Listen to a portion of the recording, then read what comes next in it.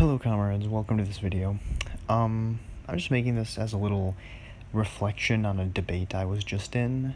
I was kind of spontaneously in it because I just saw it happening and I saw some of the arguments being made and I decided to interject, and I just wanted to give some of my thoughts because I feel that what I was saying really I didn't have enough time to get across, so I just wanted to make this video to just get across my main points. So the reason I decided to interject in the debate was because I heard the ANCAP saying that primitive accumulation had something to do with how wages are determined arbitrarily. Now, this is just a complete misrepresentation of primitive accumulation. As Marx describes in Part 8 of Capital Volume 3, or Volume 1, I believe. I think it's Volume 1. Primitive accumulation is similar to that of the original sin in theology. He uses that analogy for the section, where he basically states that primitive accumulation was the accumulation of capital that the ruling class had to undergo before the establishment of the capitalist mode of production. So what this has to do with Marxian wage theory, or the Marxian theory of wages, is really unknown to me, because as Marx describes in section 3 of Wage, Labor, and Capital, wages are set by the law of value just applied to labor power and not to commodities, or just regular commodities.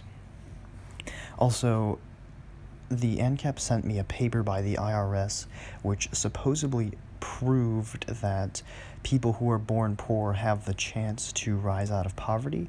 However, that's not even what the paper was about. I read the paper, or at least I read the conclusions of the paper, and the paper measured income elasticity for men, women, and different income households.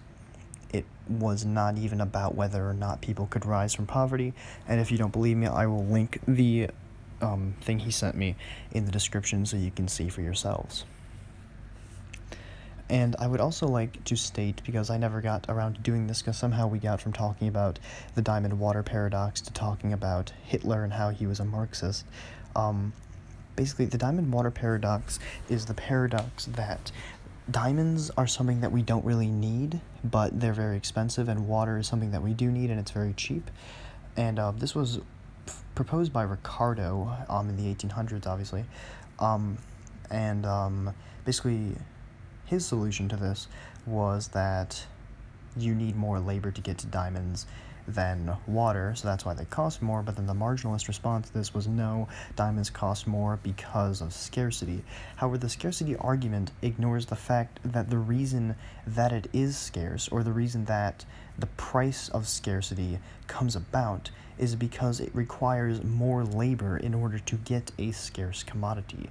Scarcity itself does not create value. It is the labor that is enacted because of scarcity that creates this value. So that's the diamond water paradox from the Marxian perspective.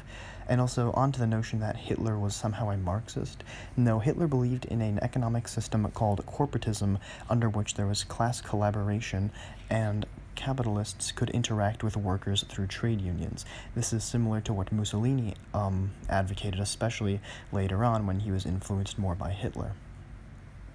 And I've done videos about this in the past, but essentially this is the exact opposite of the Marxian theory of class struggle, and Hitler being an adherent to fascism, or at least being a tendency of fascism, Nazism being a tendency of fascism, it takes a lot from the fascist doctrine, where Mussolini explicitly rejects historical materialism on the basis that he rejects class struggle as a driving force of history.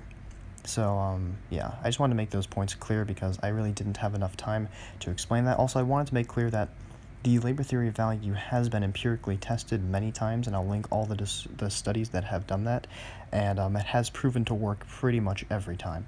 So, yeah, just wanted to say that, and, yeah, thanks for watching. And also, my computer is still broken, so, I will have to get that fixed soon to make more in-depth videos, but, yeah, thanks for watching. Bye.